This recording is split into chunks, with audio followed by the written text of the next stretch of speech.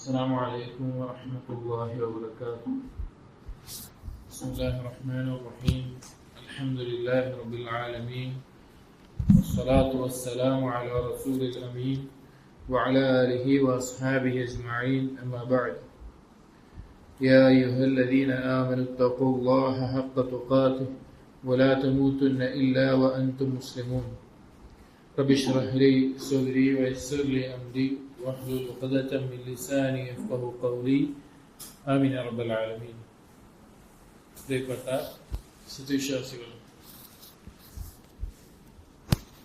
അൽ Imam Al Allama Abdul Aziz bin Abdullah bin Baz റഹിമഹുള്ളയുടെ പ്രശസ്തമായ Addurusul മുഹിമ്മ ലിആമത്തുൽ ഉമ്മ എന്ന കിതാബാണ് നാം പഠിച്ചുകൊണ്ടിരിക്കുന്നത്.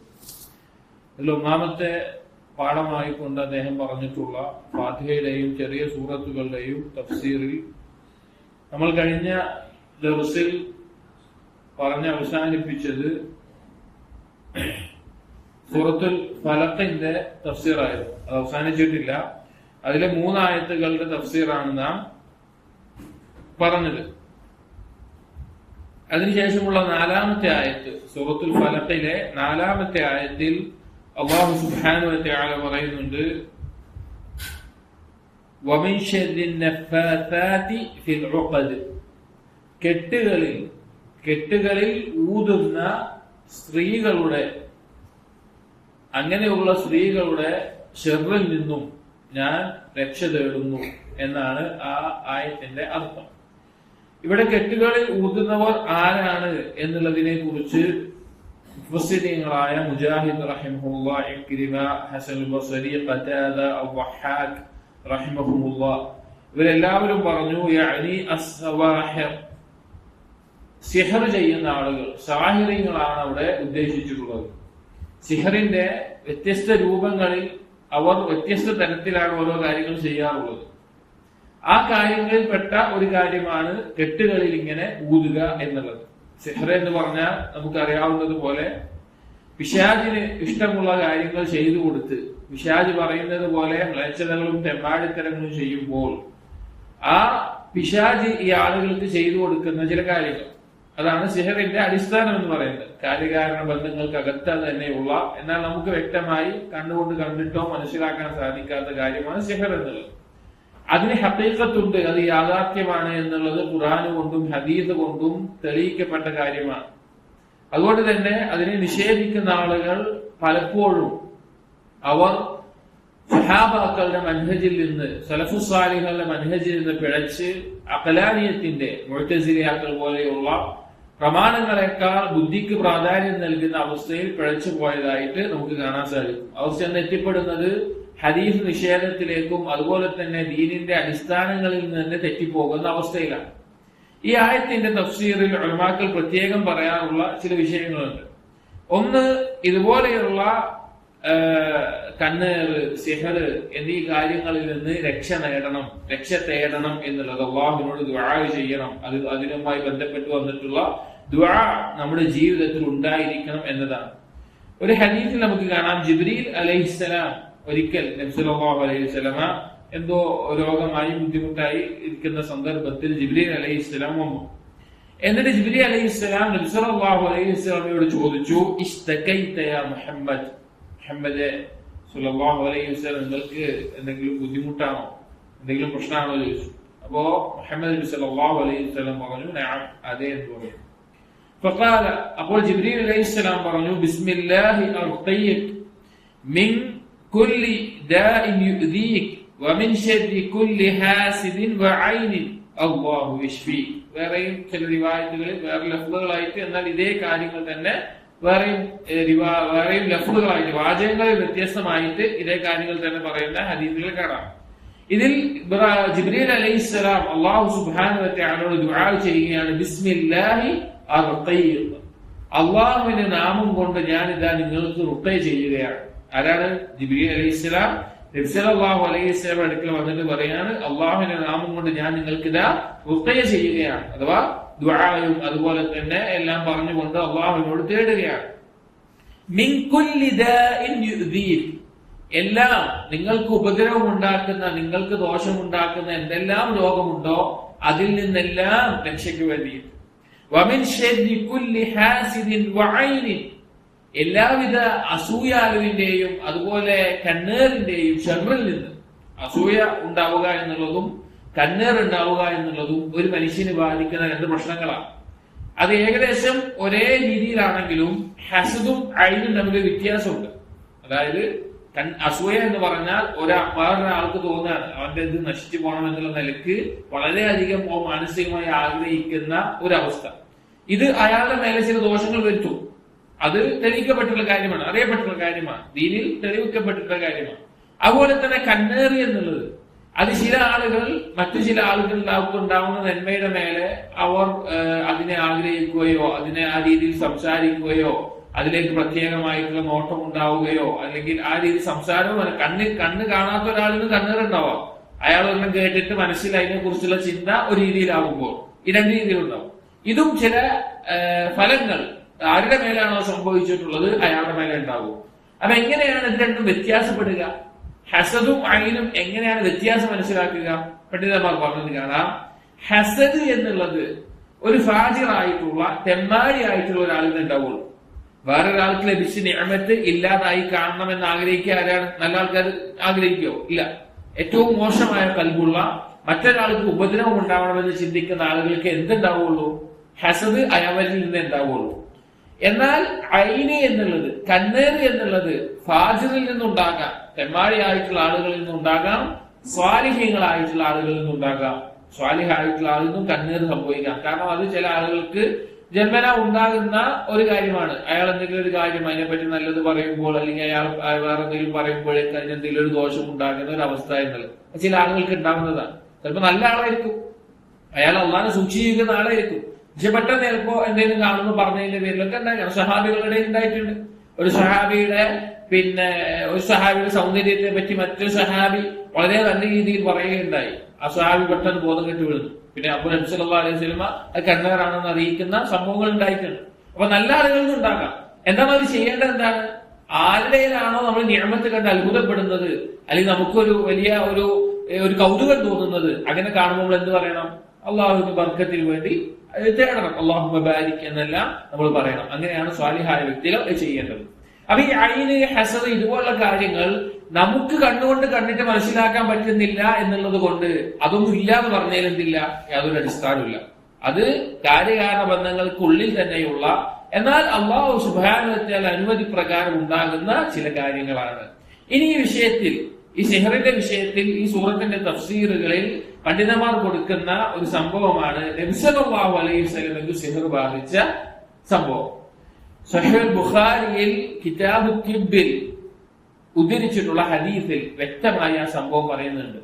എന്നാൽ ഈ സിഹറിന് ഹഖീഖത്തില്ല, അതിന് യാഥാർത്ഥ്യമില്ല എന്ന് പറയുന്ന ഹദീസ് നിഷേധികൾ ഇസ്ലാമിക ലോകത്ത് പ്രമാണം എന്നുള്ള നിലയ്ക്ക് വിശുദ്ധ ഖുർആനിന് ശേഷം ഏറ്റവും സ്വീകാര്യയോഗ്യമായിട്ടുള്ള ഏറ്റവും സഹീഹായിട്ടുള്ള കിതാബാണ് സഹീഹുൽ ബുഖാരി എന്ന് പറയുന്നത്.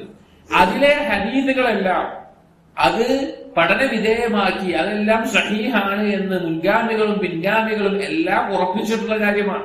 അതിനൊരു സംശയം ഉണ്ടായിട്ടില്ല, അതിന് സംശയമില്ല. എന്നാൽ ഈ ബുദ്ധിക്ക് പ്രമാണങ്ങളെക്കാൾ പ്രാധാന്യം കൊടുക്കുന്ന ചില ആളുകൾ ഈ സിഹറിന്റെ ഹഖീഖത്തിനെ നിഷേധിക്കാൻ വേണ്ടി ഈ ഹദീസിനെ കളവാക്കാറുണ്ട്. പ്രത്യേകിച്ച് ആദ്യകാലത്ത് മുഅ്തസിലിയാക്കൾ, അഖലാനിയത്തിന്റെ ആരംഭക്കാർ എന്ന് പറയുന്ന മുഅ്തസിലിയാക്കളാണ് ഇത് ആരംഭിച്ചത്. പിന്നീട് പിൽക്കാലത്ത് ആ ഒരു ചിന്താധാര ആ പേരിൽ നിന്നില്ലാതായിട്ടുണ്ടെങ്കിലും അതിന്റെ വാദങ്ങൾ ഇന്നും പല ആളുകളും പറഞ്ഞു പരത്തുന്നത് നമുക്ക് കാണാൻ സാധിക്കും. ഒന്നാമത് മനസ്സിലാക്കേണ്ടത് സഹീഹുൽ ബുഖാരി വന്നിട്ടുള്ള ഈ ഹദീസ് സഹീഹാണ് എന്നുള്ളതാണ്. സഹാബാക്കൾ അംഗീകരിച്ചിട്ടുണ്ട്. ആ ഹദീസ് ഉദ്ധരിച്ചിട്ടുള്ളത് ആയിഷ റളിയല്ലാഹു അൻഹയാണ്. അതുകൊണ്ട് തന്നെ അത് കളവായിട്ടുള്ള ഒരു സംഭവമല്ല. ഇനി അവർ പറയുന്ന ചില വാദങ്ങൾ, നമുക്ക് ആദ്യം ആ സംഭവം എന്താണെന്ന് പറയാം. എന്താണ് ആ സംഭവം? അത് ഹദീസിൽ നമുക്ക് കാണാം. ആയിഷ റളിയല്ലാഹു അൻഹ പറയുകയാണ്, كان رسول الله صلى الله عليه وسلم سحر حتى كان يرى أنه يأتي النساء ولا يأتيهن.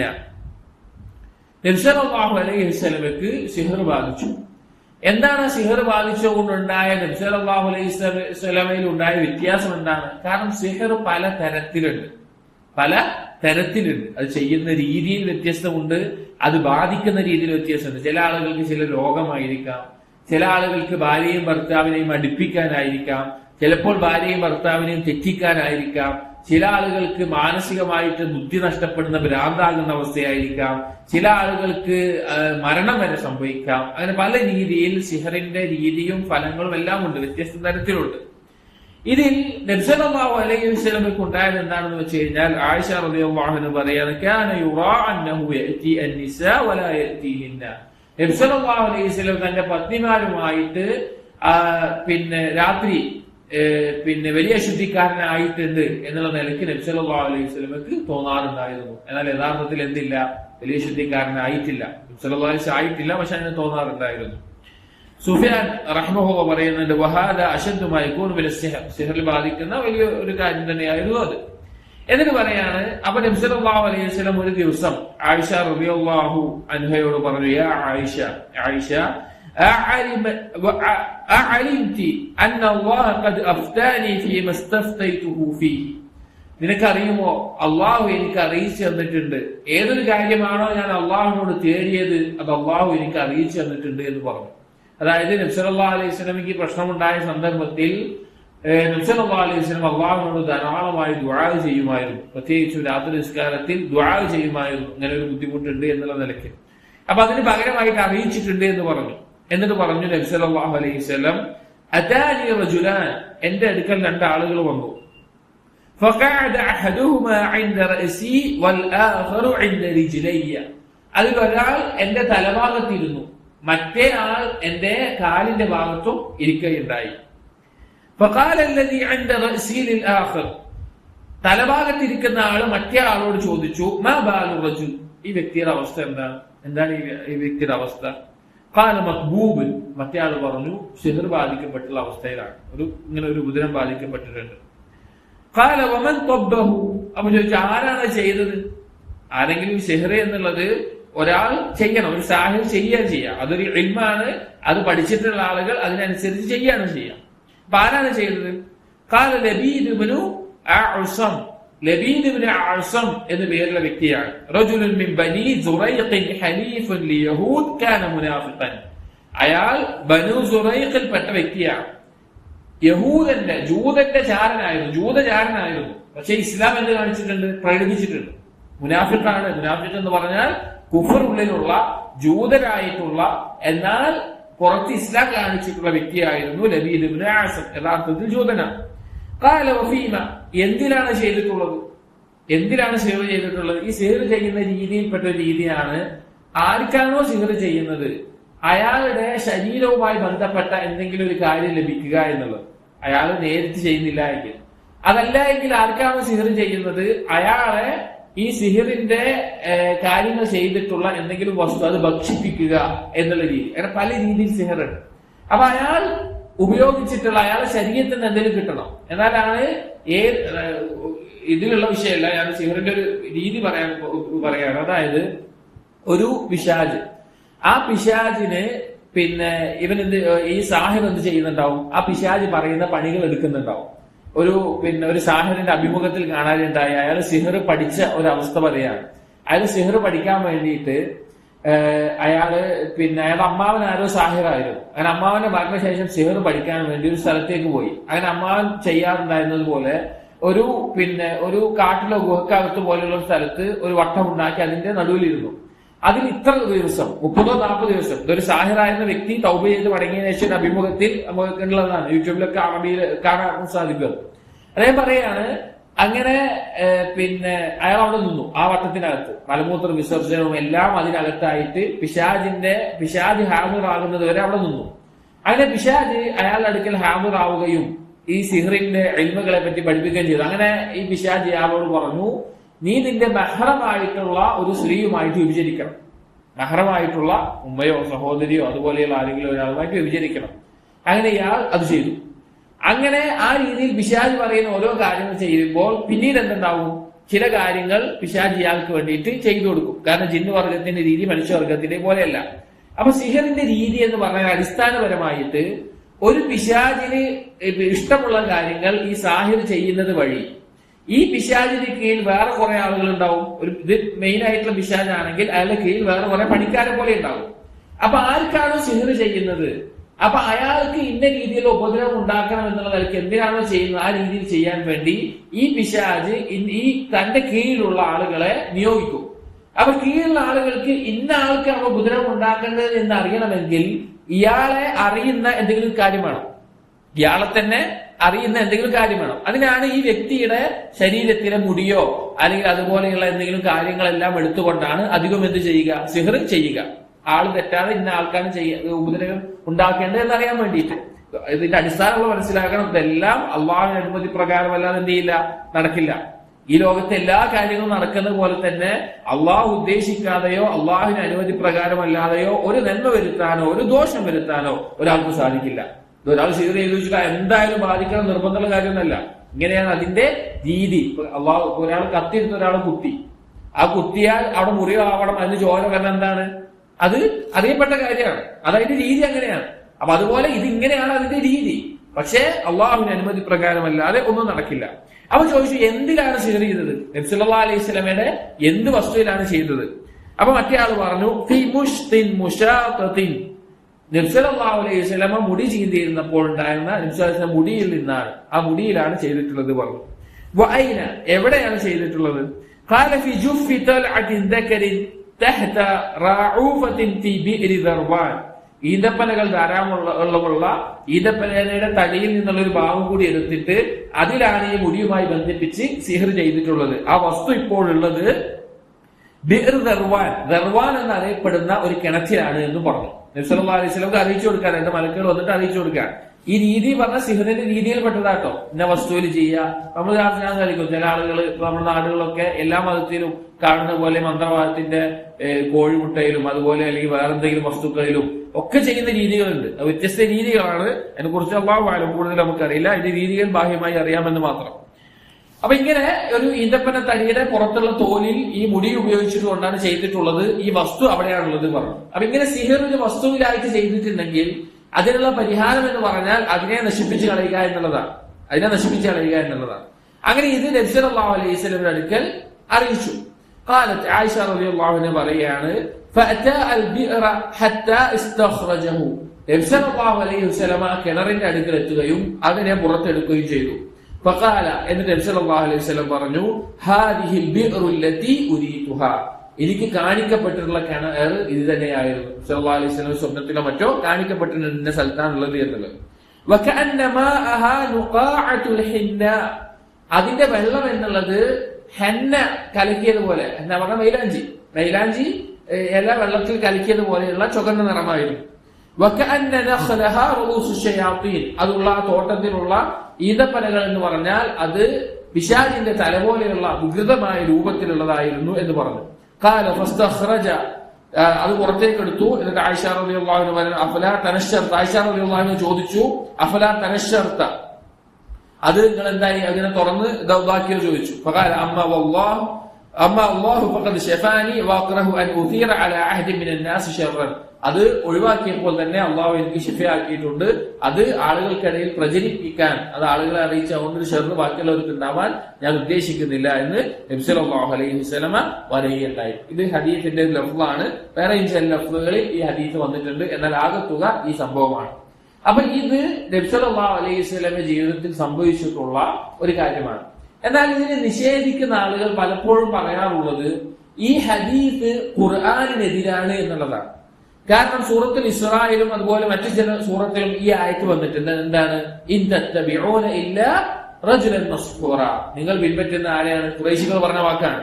സിഹർ ബാധിക്കപ്പെട്ട ഒരു പുരുഷനെയാണ് നിങ്ങൾ പിൻപറ്റുന്നത് എന്ന് പറയാറുണ്ട്. അപ്പൊ ഇത് ഖുർആനിൽ എന്ത് പറഞ്ഞു? ഖുറൈശികളുടെ ഈ വാദം പറഞ്ഞു. നിശ്വാസം എന്ത് പാടില്ല, അങ്ങനെ ആവാൻ പാടില്ല.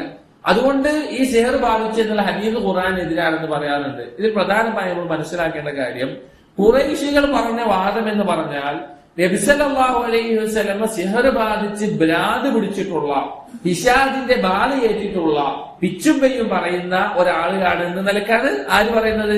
ഖുറൈശികൾ പറഞ്ഞിട്ടുള്ളത്. എന്നാൽ നബി സല്ലല്ലാഹു അലൈഹി വസല്ലമക്ക് ബാധിച്ചു എന്ന് പറഞ്ഞ സിഹർ ഏത് തരത്തിലുള്ളതാണ്? ചില ഖയാലുകൾ, ചില തോന്നലുകൾ, പ്രത്യേകിച്ചും തന്റെ ഇണകളുടെ അടുത്തേക്ക് പോയിട്ടുണ്ട് എന്ന് തോന്നിപ്പോകുന്ന അവസ്ഥയിലുള്ള ചില തോന്നലുകൾ മാത്രമാണ്. ഖുറൈശികൾ പോലും പറഞ്ഞ ആ വാദത്തിൽ, അവര് പറഞ്ഞ വാദത്തിലുള്ള ഒരു കാര്യമേ അല്ല നബി സല്ലല്ലാഹു അലൈഹി വസല്ലമക്ക് എന്ത് സംഭവിച്ചിട്ടുള്ളത്, ബാധിച്ചിട്ടുള്ളത് ഈ ഹദീസിൽ പറയുന്നത്. അതുകൊണ്ട് തന്നെ ഒരിക്കലും ഈ ഹദീസ് എന്തല്ല, ആ ഖുർആനിൽ പറഞ്ഞ സംഭവത്തിനോട് എതിരാകുന്നില്ല. കാരണം അവര് പറഞ്ഞത് ഭ്രാന്തനായിട്ടുള്ള ഒരാൾ എന്നുള്ള നിലക്കാണ്. അങ്ങനെ എന്തായിട്ടില്ല, നബി സല്ലല്ലാഹു അലൈഹി വസല്ലം ആയിട്ടില്ല. പിന്നെ ഈ കാര്യം ഉണ്ടായിട്ടുള്ളത് പറഞ്ഞ ഉലമാക്കൾ പറയാറുള്ളത് പോലെ നബി സല്ലല്ലാഹു അലൈഹി വസല്ലമ വഹീന്റെ വിഷയം മാറ്റി നിർത്തിയാൽ മനുഷ്യരെ പോലെ ഒരു മനുഷ്യനാണ് എന്ന് അറിയിക്കാൻ വേണ്ടിയിട്ടാണ്. അതുപോലെ തന്നെ ഇതിന്റെ യാഥാർത്ഥ്യങ്ങളെ പഠിപ്പിക്കാൻ വേണ്ടിയിട്ടാണ്. അത് പല രീതിയിൽ പണ്ഡിതന്മാർ ഈ വിഷയത്തെ വിശദീകരിച്ച് നമുക്ക് കാണാൻ സാധിക്കും. അപ്പൊ നമ്മൾ ചെയ്യേണ്ടത് അഹ്ലുസുന്ന വൽ ജമാഅ അതിന്റെ അഖീദ എന്ന് പറഞ്ഞാൽ ഈ ഹദീസ് സ്വഹീഹാണ്, അതിനെ ഒരിക്കലും നിഷേധിക്കാൻ പറ്റാത്ത വിധം സിഹത്തുള്ള സ്വഹീഹായ ഹദീസാണ്. രണ്ടാമത് നബി സല്ലല്ലാഹു അലൈഹി വസല്ലമക്ക് സിഹ്ർ ബാധിച്ചിട്ടുണ്ട്. അത് ഖുറൈശികൾ പറയുന്നത് പോലെയോ അല്ലെങ്കിൽ ഈ ഹദീസിനെ നിഷേധിക്കുന്ന ആളുകൾ പറയുന്നത് പോലെയോ ഒരു ഭ്രാന്തനാകുന്ന അവസ്ഥയിലൊന്നുമല്ല ഈ സംഭവമാണ് ഉണ്ടായിട്ടുള്ളത്. അതുപോലെ തന്നെ ഈ സൂറത്തിൽ പറഞ്ഞിട്ടുള്ള ഈ സിഹറിനും ഐനിനുമെല്ലാം ഹഖീഖത്തുണ്ട്, യാഥാർത്ഥ്യമുണ്ട് എന്നുള്ളതാണ് അഹ്ലുസുന്ന വൽ ജമാഅ ഈ ഹദീസുകളുടെ അടിസ്ഥാനത്തിൽ, പ്രമാണങ്ങളുടെ അടിസ്ഥാനത്തിൽ അവരുടെ അഖീദ എന്ന് പറയുന്നത്. അപ്പൊ ഇതിൽ നിന്ന് തെറ്റിയ ആളുകൾ അവർ ശ്രദ്ധിച്ചാൽ നിങ്ങൾക്ക് മനസ്സിലാക്കാൻ സാധിക്കും. അവരാദ്യം ഹദീസിനെ നിഷേധിക്കും, പിന്നീട് ഖുർആനിന്റെ ആയത്തുകളെ വരെ നിഷേധിക്കുന്ന അവസ്ഥയിലേക്ക് അവർക്ക് എത്തേണ്ടി വരും. കാരണം പ്രമാണങ്ങളിൽ ഒതുങ്ങി നിന്നില്ല എങ്കിൽ. അപ്പൊ ഇതാണ് സൂറത്തുൽ ഫലഖുമായി ബന്ധപ്പെട്ട് നമുക്ക് പറയാനുള്ള കാര്യങ്ങൾ. അപ്പൊ ഇത് മഹത്തായിട്ടുള്ള സൂറത്താണ്. അപ്പൊ ഇതുമായി ബന്ധപ്പെട്ട് തന്നെ നമ്മൾ പറയേണ്ട രണ്ടാമത്തെ സൂറത്താണ് സൂറത്തുൻ നാസ് എന്ന് പറയുന്നത്. സൂറത്തുൻ നാസ് ഇതും സൂറത്തുൽ ഫലഖും നമ്മൾ കഴിഞ്ഞ ദിവസത്തിൽ സൂചിപ്പിച്ചു. മുഅവ്വിദതൈനി എന്ന് പറയുന്ന ഈ രണ്ട് സൂറത്തുകൾ പ്രത്യേകം അല്ലാഹു സുബ്ഹാനഹു വ തആലയോട് ഇസ്തിആന നടത്താൻ വേണ്ടി ഉപയോഗിക്കേണ്ടതായിട്ടുള്ള സൂറത്താണ്. എന്താണ് ഈ സൂറത്തിൽ പറയുന്നത്? ഇതിൽ 6 ആയത്തുകളാണുള്ളത്. ഒന്നാമത്തെ ആയത്തിൽ ഖുൽ അഊദു ബി റബ്ബിന്നാസ് മലിക്കിന്നാസ് ഇലാഹിന്നാസ് 3 കാര്യങ്ങൾ പറഞ്ഞു. ഖുൽ അഊദു ബി റബ്ബിന്നാസ്. അന്നാസ് എന്ന് പറഞ്ഞാൽ ഉലമാക്കൾ പറഞ്ഞു ജിന്ന് വർഗവും മനുഷ്യവർഗവും ഉൾക്കൊള്ളുന്നവരാണ് ആര്? അന്നാസ് എന്ന് പറയുന്നത്. അന്നാസ് എന്ന് പറഞ്ഞാൽ പൊതുവെ തഫ്സീറുകളിൽ മനുഷ്യരെ എന്നാണ് അർത്ഥം പറയാറുള്ളത്. എന്നാൽ അന്നാസ് എന്നുള്ളതിൽ ജിന്ന് വർഗവും ഉൾക്കൊണ്ടിട്ടുണ്ട് എന്ന് ഉലമാക്കൾ പറഞ്ഞത് കാണാൻ സാധിക്കും. ഈ 2 കൂട്ടരെയും ഉദ്ദേശിച്ചിട്ടാണ് അന്നാസ് എന്ന് പറയുന്നത്. അപ്പൊ ഖുൽ അഊദു ബി റബ്ബിന്നാസ്, ഈ അന്നാസ് എന്നുള്ളതിനെ നമ്മള് മലയാളത്തിൽ പറയുമ്പോൾ ജനങ്ങളുടെ എന്ന് പറയുന്നുണ്ട്. ജനങ്ങളുടെ റബ്ബായിട്ടുള്ള അള്ളാഹുവിനെ കൊണ്ട് ഞാൻ രക്ഷ തേടുന്നു. മലിക്കിന്നാസ്, ജനങ്ങളുടെ മലിക്കായിട്ടുള്ള, മലിക് എന്ന് പറഞ്ഞാൽ അധികാരി, രാജാവ് എന്നുള്ള അർത്ഥത്തിൽ. മൂന്നാമത്തേത് ഇലാഹിന്നാസ്, ഇലാഹായിട്ടുള്ളവൻ, ജനങ്ങളുടെ ഇലാഹായിട്ടുള്ളവനെ കൊണ്ടും ഞാൻ രക്ഷ തേടുന്നു. ഈ 3 കാര്യങ്ങള് മുൻപൊരിക്കൽ ഖുർആൻ വന്നിട്ടുണ്ട്. ഈ 3 കാര്യങ്ങൾ അടുപ്പിച്ച് പറയുന്നത് എവിടെയാണ്? സൂറത്തുൽ ഫാത്തിഹയിൽ. ഒന്നാമത്തെ സൂറത്തിൽ അള്ളാഹുവിന്റെ റുബൂബിയത്തിനെയും അള്ളാഹുവിന്റെ മിൽക്കിനെയും അധികാരത്തിനെയും അള്ളാഹു ഇലാഹാണെന്നും എന്തിൽ പറയുന്നുണ്ട്? ഒന്നാമത്തെ സൂറത്തിൽ പറയുന്നുണ്ട്, സൂറത്തുൽ ഫാത്തിഹയിൽ. അൽഹംദുലില്ലാഹി റബ്ബിൽ ആലമീൻ അർറഹ്മാനിർ റഹീം മാലികി യൗമിദ്ദീൻ എന്നുള്ള ആയത്തുകളിൽ ഈ 3 കാര്യങ്ങളെയും പ്രത്യേകമായിട്ട് എടുത്തു പറയുന്നുണ്ട്. ഖുർആനിന്റെ അവസാനത്തെ സൂറത്തിലും അള്ളാഹുവിന്റെ ഈ 3 വിശേഷണങ്ങളെ പ്രത്യേകം വീണ്ടും എടുത്തു പറയുന്നുണ്ട്. ഈ 3 കാര്യങ്ങളെ പറഞ്ഞുകൊണ്ട് അള്ളാഹുവിനോട് രക്ഷ തേടുകയാണ്. എന്തിൽ നിന്നാണ് രക്ഷ തേടുന്നത്? മിൻ ശർരിൽ വസ്വാസിൽ ഖന്നാസ്. മിൻ ശർരിൽ വസ്വാസിൽ ഖന്നാസ്, വസ്വാസ് നടത്തുന്ന ഖന്നാസ് ആയിട്ടുള്ളവന്റെ ഷർറിൽ നിന്ന്. എന്താണ് വസ്വാസ് എന്നതിന്റെ അർത്ഥവും ഖന്നാസ് എന്നുള്ളതിന്റെ അർത്ഥവും? പിശാചിന്റെ, ഇബ്ലീസിന്റെ 2 വിശേഷണങ്ങളാണ്. അഥവാ മനുഷ്യനെ പഴപ്പിക്കുന്ന ശൈത്താനിന്റെ 2 വിശേഷണങ്ങളാണ് അൽ വസ്വാസ് എന്നുള്ളതും അൽ ഖന്നാസ് എന്നുള്ളതും. വസ്വാസ് എന്ന് പറഞ്ഞാൽ ദുർമന്ത്രണം നടത്തുക. ഓരോ കാര്യങ്ങളെ കൽബിൽ ഇങ്ങനെ ഇട്ടുകൊടുത്തോണ്ടേയിരിക്കും. ഓരോ ചിന്തകൾ ഒന്ന് കഴിഞ്ഞ് അടുത്തതായിട്ട് ഇങ്ങനെ ഇട്ടുകൊടുത്തോണ്ടേയിരിക്കും. ഖന്നാസ് എന്ന് പറഞ്ഞാൽ അങ്ങനെ ഇട്ടുകൊടുത്തിട്ട് അവൻ അള്ളാഹുവിനെ ഓർക്കുകയും അള്ളാഹുവിലേക്ക് മടങ്ങുകയും ചെയ്താൽ അവനെ ഇട്ട് ഓടിപ്പോകുന്നവനുമാണ്. ഈ 2 വിശേഷണങ്ങൾ. ഈ വിശേഷണങ്ങൾ പ്രത്യേകിച്ചും ആരെ പറ്റിയാണ് പറയുന്നത് എന്നുള്ളതിൽ മുഫസ്സിരീങ്ങൾ പറഞ്ഞു, ഓരോ മനുഷ്യനോടൊപ്പവും അല്ലാഹു സുബ്ഹാനഹു വ തആല ഒരു ഖരീനിനെ നിയോഗിച്ചിട്ടുണ്ട്. നമുക്ക് കാണാം ഒരു ഹദീസിൽ നബി സല്ലല്ലാഹു അലൈഹി വസല്ലം പറഞ്ഞു, മാ മിൻകും മിൻ അഹദിൻ ഇല്ലാ ഖദ് വക്കില ബിഹി ഖരീനുഹു, നിങ്ങളിൽ ഒരാളും തന്നെയില്ല നിങ്ങളുടെ കൂടെ ഒരു ഖരീനിനെ വെക്കാതെ, ഒരു ഖരീൻ നിങ്ങളോടൊപ്പം ഇല്ലാതെ. നമ്മൾ മനസ്സിലാക്കേണ്ട കാര്യം, ഒരു മനുഷ്യന്റെ കൂടെ ഏത് സമയവും ഒരു മലക്കും ഉണ്ടാകും, അതുപോലെ തന്നെ ഒരു ഖരീൻ ജിന്ന് വർഗത്തിൽപ്പെട്ട ഒരു പിശാച് വർഗത്തിൽപ്പെട്ട ഒരാളും ഉണ്ടാവും. അതെന്തിനാണ് ഈ രണ്ടുപേർ? ചില ഹദീസുകൾ നമുക്ക് കാണാൻ സാധിക്കും, കൽബിൽ 2 കവാടങ്ങളുണ്ട്.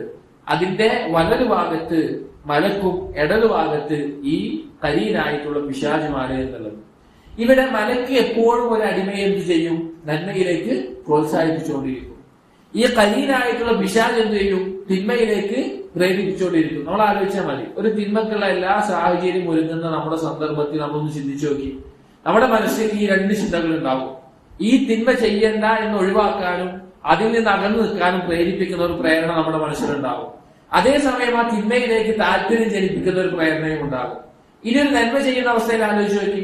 ഒരു നന്മ ചെയ്യാൻ നമ്മൾ ഉദ്ദേശിക്കുന്ന സന്ദർഭത്തിൽ ആ നന്മ ചെയ്യാൻ വേണ്ടി പ്രോത്സാഹിപ്പിക്കുന്ന ഒരു പ്രേരണ ഉണ്ടാകും.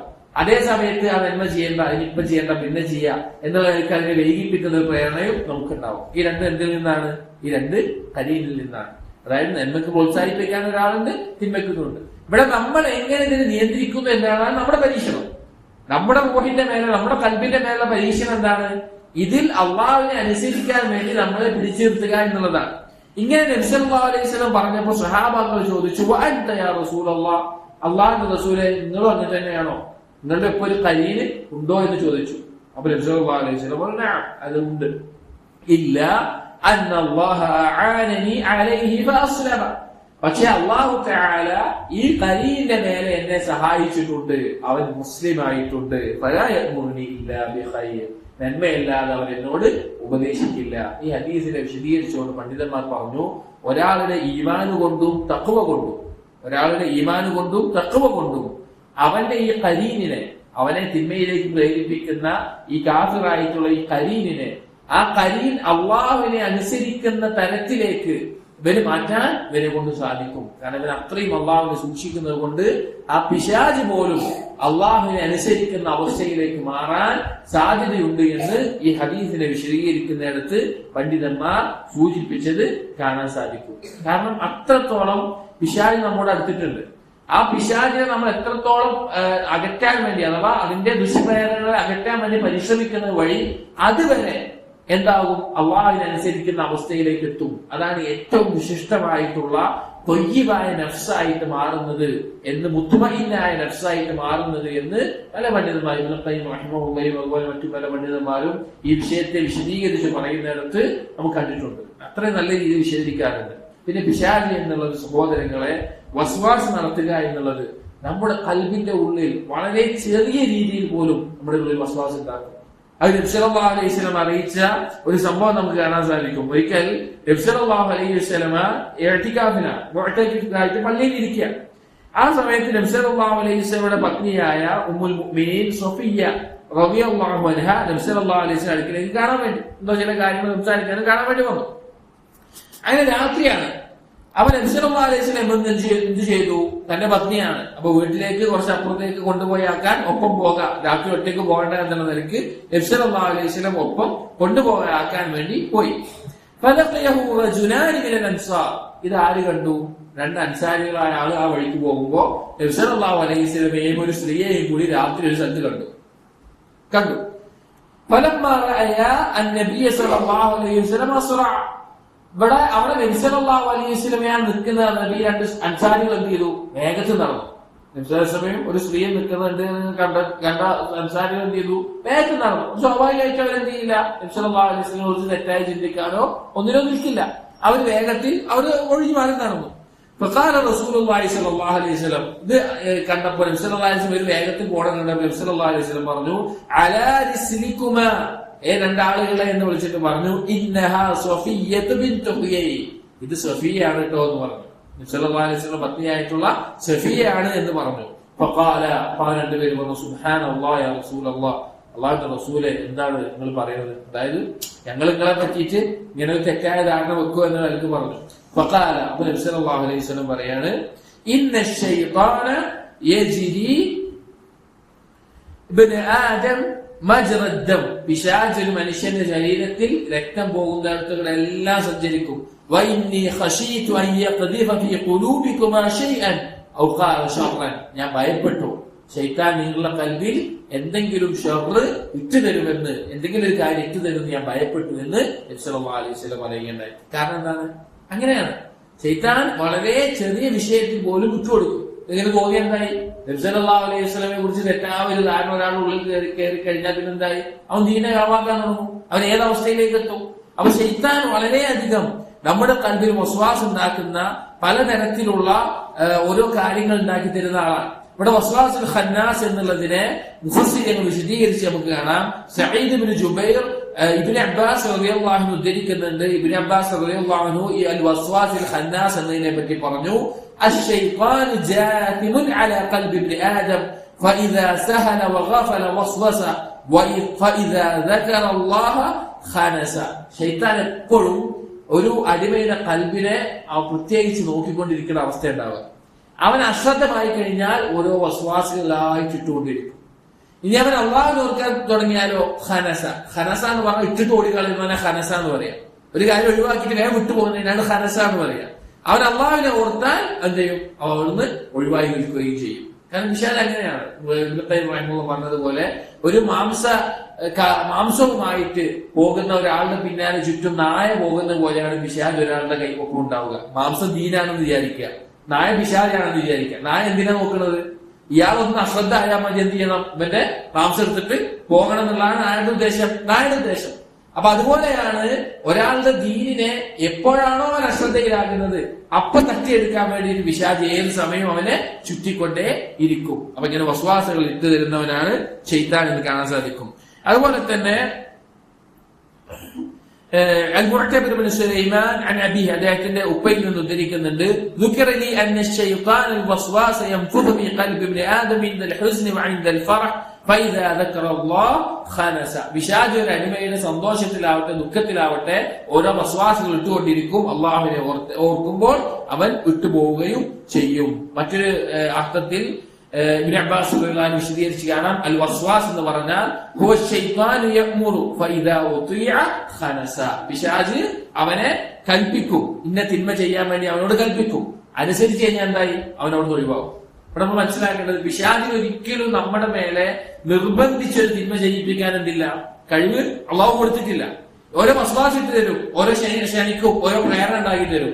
അനുസരിക്കാൻ തുടങ്ങിയവൻ എന്തായി? നമ്മളും നമ്മുടെ നഫ്സുമായി. പിശാച് അവിടുന്ന് ഒഴിവായി പോകും.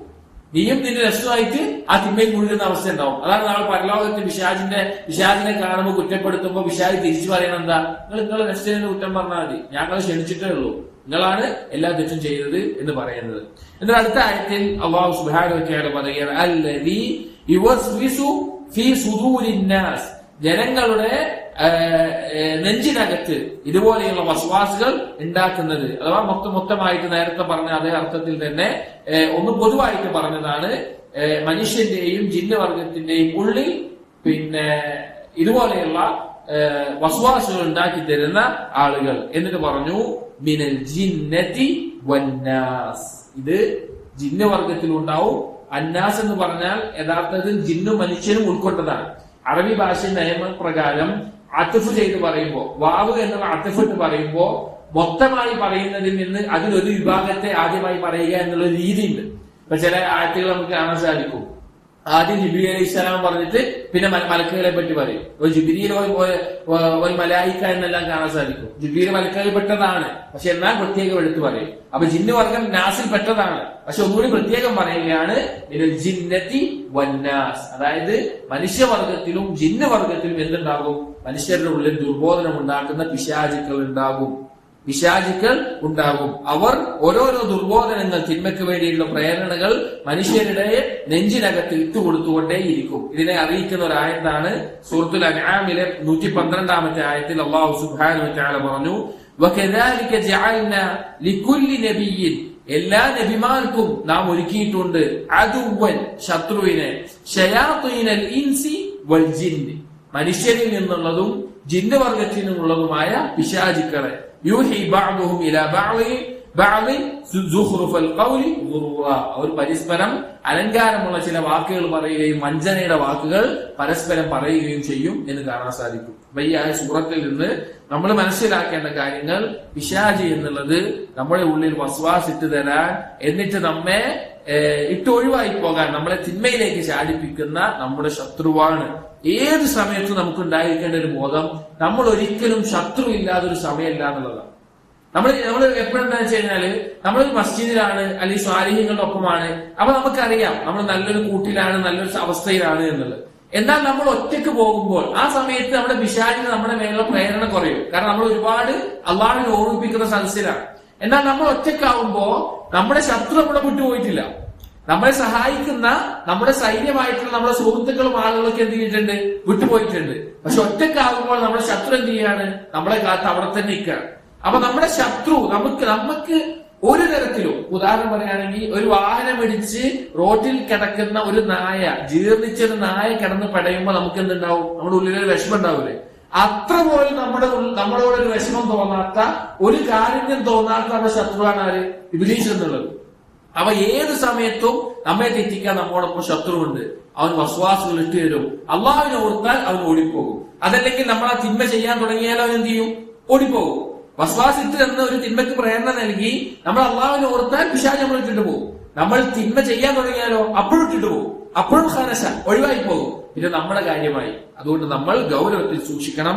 വസ്വാസുകളുടെ വിഷയത്തിൽപ്പെട്ട മറ്റൊരു കാര്യമാണ് ഓരോ ചിന്തകൾ ആളുകളുടെ മനസ്സിൽ തോന്നുക എന്നുള്ളത്. ദീനിന്റെ പല കാര്യങ്ങളിലും സംശയം തോന്നുന്ന അവസ്ഥ ഉണ്ടാവുക എന്നുള്ളത്. അതിനെപ്പറ്റി ഒരിക്കൽ നബി സല്ലല്ലാഹു അലൈഹി വസല്ലം അടുക്കൽ ഒരു വ്യക്തി വന്ന് പറഞ്ഞു, യാ റസൂലല്ലാഹ്, അല്ലാഹുവിന്റെ റസൂലേ, ഇന്നീ ലഉഹദ്ദിഥു നഫ്സി ബിശൈഇ ലിഅൻ അഖിറ മിന അസ്സമാഇ അഹബ്ബു ഇലയ്യ മിൻ അൻ അതകല്ലമ ബിഹി. റസൂലിന്റെ ഖൽബിൽ ചില കാര്യങ്ങൾ തോന്നാറുണ്ട്. ഞാൻ ആകാശത്ത് നിന്ന് വീഴലാണ് അത് സംസാരിക്കുന്നതിനേക്കാൾ എനിക്ക് ഇഷ്ടമുള്ള കാര്യം. കാരണം വലിയ ശുഭത്തിൽ ഉണ്ടാവാറുണ്ട് പറഞ്ഞു. അവൻ സല്ലല്ലാഹു അലൈഹി വസല്ലം പറഞ്ഞു, അല്ലാഹു അക്ബർ, അല്ലാഹു അക്ബർ, അൽഹംദുലില്ലാഹ് അല്ലദീ റദ്ദ കൈദഹു ഇലൽ വസ്വസ. ഇത് വസ്വാസാണ്. അള്ളാഹുവിന്റെ സ്തുതി. ഇത് ആ രീതിയിൽ എനിക്ക് മനസ്സിലാക്കാൻ സാധിച്ചതിന് അള്ളാഹുവിന്റെ സ്തുതി എന്ന് നബി സല്ലല്ലാഹു അലൈഹി വസല്ലം പറഞ്ഞു എന്ന് നമുക്ക് കാണാൻ സാധിക്കും. അപ്പൊ ഈ രണ്ട് സൂറത്തുകൾ സഹോദരങ്ങളെ നമ്മുടെ ജീവിതത്തിൽ നമ്മൾ നിത്യമായി കൊണ്ടുനടക്കേണ്ടതാണ്. രാവിലെയും വൈകുന്നേരത്തെ ദുആകളിൽ, നിസ്കാരങ്ങൾക്ക് ശേഷം, രാത്രി ഉറങ്ങുമ്പോൾ, ഈ സമയത്തെല്ലാം ഈ രണ്ട് സൂറത്തുകൾ സുന്നത്തിൽ സ്ഥിരപ്പെട്ടു വന്നിട്ടുണ്ട്.